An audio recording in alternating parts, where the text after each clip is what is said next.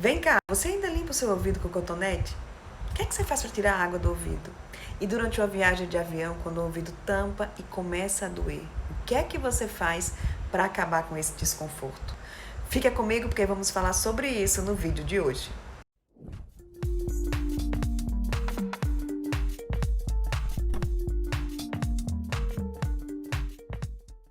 Aqui no nosso canal você já tem diversos vídeos disponíveis sobre os cuidados com a saúde do ouvido, do nariz. Mas hoje, o que é que a gente fez? A gente reuniu as principais dúvidas e convidou um especialista no assunto para esclarecer tudo. Então, se você não sabe como limpar, continua usando o cotonete para limpar o seu ouvido? Tá errado. O que é que você faz para retirar a água do ouvido? Tem um vídeo aqui que é muito acessado no canal e muita gente ainda tem dúvidas sobre o que pode e o que não pode fazer, ou sobre o que deve e o que não deve fazer. Tem muita dica, vamos falar também sobre a lavagem nasal, que está sendo bem recomendada pelos otorrinolaringologistas, mas você precisa fazer da maneira correta. Então, antes da gente começar essa entrevista, eu tenho um convite para você. Se inscreve no nosso canal se você ainda não é inscrito, compartilha esse vídeo e também clica nesse sininho, ativa as notificações para você ficar sabendo sempre em primeira mão quando um novo vídeo é postado aqui no canal do Viver Bem. Então, para esclarecer os principais mitos aí quando a gente fala em saúde do ouvido e do nariz, nós convidamos a otorrinolaringologista, doutora Iana Radassi. Tudo bom, doutora Iana? Muito obrigada por estar aqui com a gente. Tudo bom, Juliana? Eu estou muito feliz de ter sido convidada para esclarecer essas coisas aí com vocês. A gente recebe muitas dúvidas e tem muita gente que questiona o uso do cotonete para limpar o ouvido. Se não pode, porque vende. O cotonete serve para quê, doutora Iana, se não serve para limpar o ouvido? E como fazer essa limpeza do ouvido corretamente?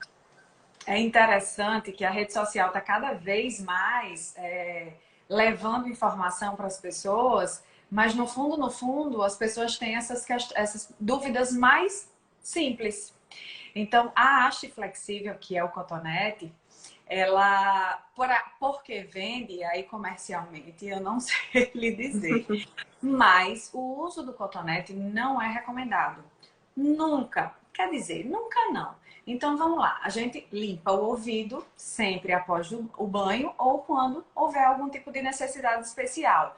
Sempre Limpa como? com o dedinho e a toalha após o banho, até onde o dedo chega e ao redor da orelha, né? Pressionando, sem raspar muito, para não agredir a pele da orelha, tá? Porque a orelha é revestida por pele. E aí, a limpeza é basicamente essa, independente da faixa etária, independente se você é recém-nascido, criança, adulto ou idoso, a limpeza do ouvido deve ser feita assim. E por que não o cotonete? Porque a cera que é produzida para nossa proteção, né? Tanto para proteção de micro-organismos como para proteção de corpos estranhos, ela é produzida na parte mais externa da orelha. E às vezes o paciente não entende quando a gente fala isso, porque para a gente a orelha externa ainda é a parte interna onde o cotonete vai. Então é a parte mais de fora da orelha. Uma vez que a gente pega o cotonete e introduz no ouvido a ponto do algodão desaparecer, o cotonete, apesar da gente achar fininho, né, em relação proporcionalmente ao conduto do ouvido, ele é mais grosso e ele empurra muito mais a cera do que limpa. Então é muito comum que as pessoas achem que estão limpando o ouvido porque o cotonete sai sujo, mas ali ela está empurrando mais do que limpando. E por que é ruim empurrar? Porque a gente tem um mecanismo de excreção dessa cera, que acontece exatamente nessa parte mais externa. Então, uma vez que eu vou empurrando para a parte mais interna da orelha externa, e eu sei que isso é contraditório, porque eu uso interno e externo na mesma frase, mas a orelha externa, ela vai mais para dentro do ouvido, do conduto auditivo, uns 2,5 centímetros. Então, a partir do momento que eu começo a levar para lá, esse mecanismo próprio do organismo de excretar, de botar essa cera para fora, ele perde a função. porque neste local mais interno ele não funciona. Então, o cotonete não serve para nada? Serve. Algumas orelhas têm a anatomia mais difícil. Então, o cotonete para limpar dobras, tá vendo? Até de bebê, de criança. Então, assim, não vou comprar briga com as empresas de cotonete. Ele serve sim, mas para limpar o conduto auditivo, até esconder ele na orelha, não. É com a toalha, depois do banho, o dedo até onde o dedo chega. Eu brinco porque tem um professor meu que dizia, se Deus quisesse que a gente colocasse o dedo dentro do ouvido, nosso dedo era mais fino. Então não pode. É Deus que não quer. Tá certo. E esses dias eu vi até nessas empresas que vendem no Instagram, era uma molinha que você vai girando no ouvido. Eu disse, meu Deus, e se o cotonete não pode, imagina isso. Pode isso, doutora? Por que não pode? Porque o mecanismo está errado? Está errado porque, primeiro, que ninguém, ninguém além do otorrinolaringologista, deve manipular a parte interna da orelha externa do paciente. E segundo, que esses mitos rolam há muito tempo. Isso só muda a técnica, mas todos eles, em regra, causam risco de trauma, causam risco de laceração, causam risco de perfuração da membrana timpânica e assim causando risco de perda auditiva. Então, não é para usar. Tem gente que acha pouco, pasme, e usa assim, ó, os dois ao mesmo tempo. Então, qualquer susto, qualquer trauma, o filho chega de repente no banheiro e bate no seu cotovelo, isso pode entrar de uma maneira a romper sua membrana do tímpano e causar malefícios que não valem a pena. Nossa audição o nosso ouvido é um órgão sensorial de extrema importância. Então a gente precisa do ouvido íntegro. Ter o ouvido e a audição íntegras faz parte de viver bem. E aquelas pessoas que passaram a vida inteira usando cotonete, você fala que ele empurra a cera para dentro. Pode causar algum prejuízo essa cera lá dentro? Ela tem que ser retirada de alguma maneira? O que fazer? A cera, quando acumulada dentro do ouvido, porque entenda que o som ele é conduzido por ar. Então, esse buraquinho que a gente tem aqui no ouvido, esse conduto que a gente tem no ouvido, passa ar. É o ar que conduz a onda sonora. Quando você tem uma cera acumulada, independente do local do ouvido, é claro que quanto mais perto do tímpano, isso acontece com mais intensidade. Mas quando tem uma cera acumulada no conduto, esse ar tem dificuldade de passar. E é uma causa de perda auditiva, uma perda auditiva transitória. Mas a cera acumulada é uma causa de perda auditiva. Então o paciente chega achando que está ouvindo menos ou que está com o ouvido tapado, né? Que é um sintoma, na verdade, de algumas doenças. E é só uma rolha de cera acumulada. Nesses casos, o recomendado é que você vá ao seu otorrinolaringologista e ele tem métodos de retirada dessa cera. A mais popular é a lavagem com segurança. E principalmente com o respaldo técnico de manejar qualquer intercorrência que aconteça dessa retirada. Porque é muito comum que muitos pacientes digam assim, era só isso? E achem que é um procedimento muito fácil. Mas saibam que todos os procedimentos de retirada de cera são feitos com responsabilidade e com técnica de manejo de complicação. Então, uma lavagem de ouvido, por exemplo, uma retirada, uma aspiração ou essas alternativas, né, da internet não lhe asseguram o manejo da complicação. Então, se acontecer alguma coisa, quem vai conseguir manejar isso da maneira correta e responsável e técnica é um otorrinolaringologista.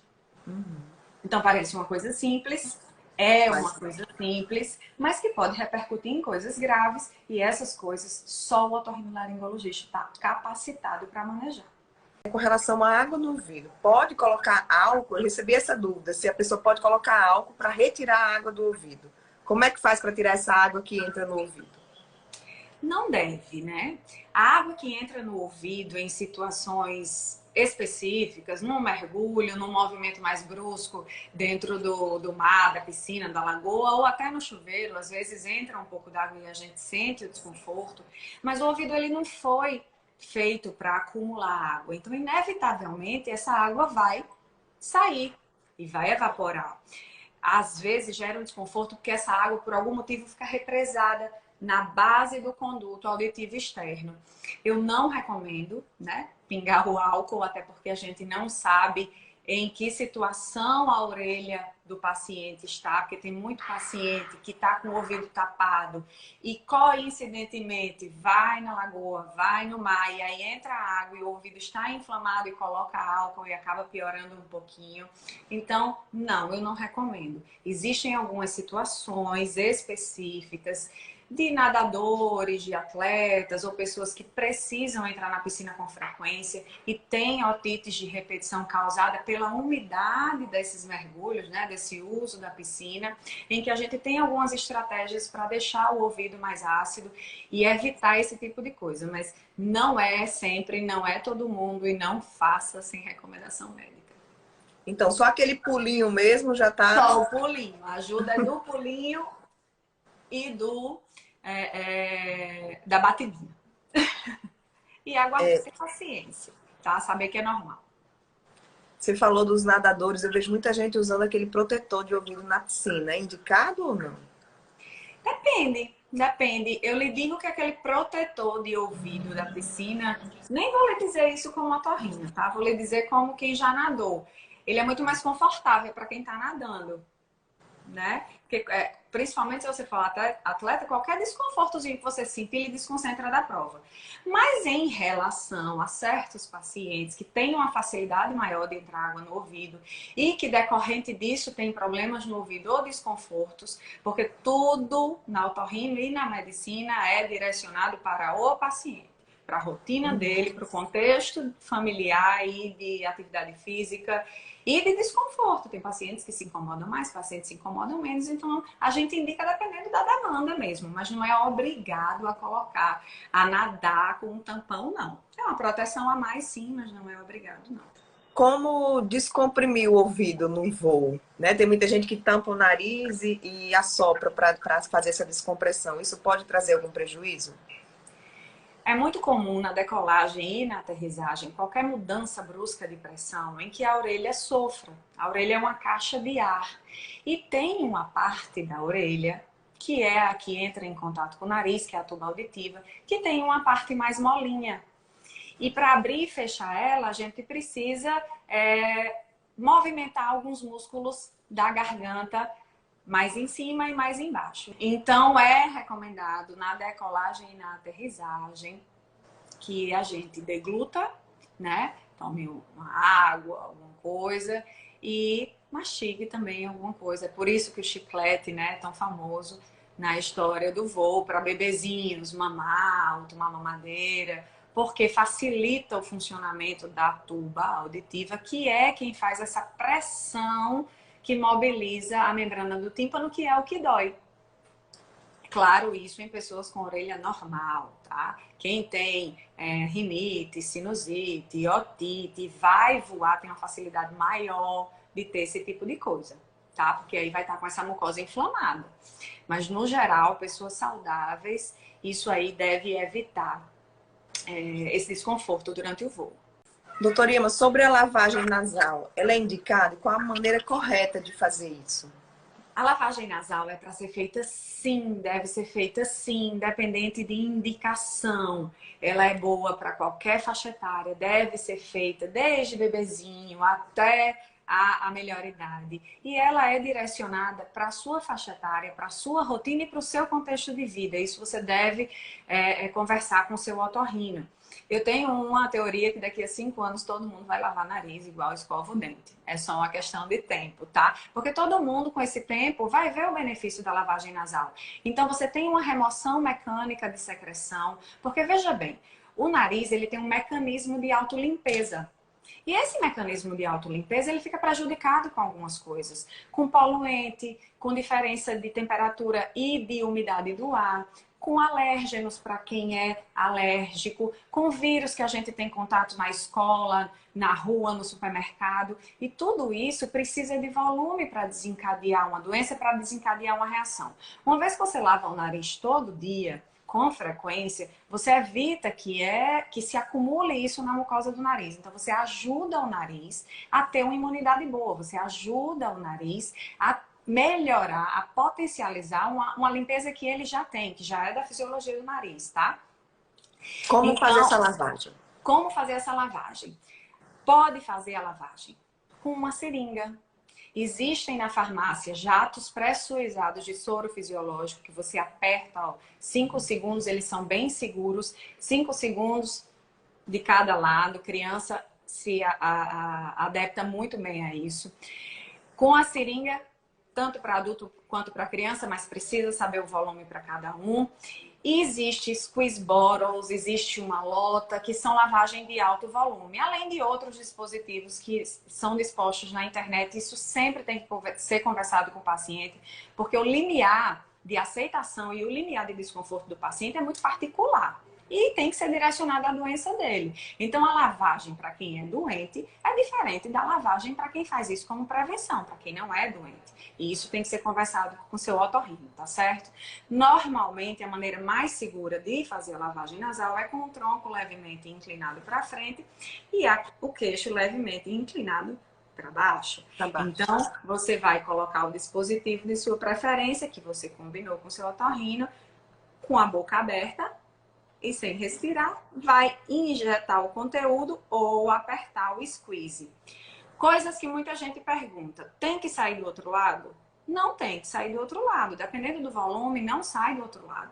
Sai pela mesma narina ou vai para a garganta. E tudo bem, a gente tem um reflexo de tosse que diminui ou quase isenta a possibilidade de você se afogar ou ter algum desconforto mais agudo, tá? Então, lavagem nasal é um método seguro. O que não pode fazer de jeito nenhum?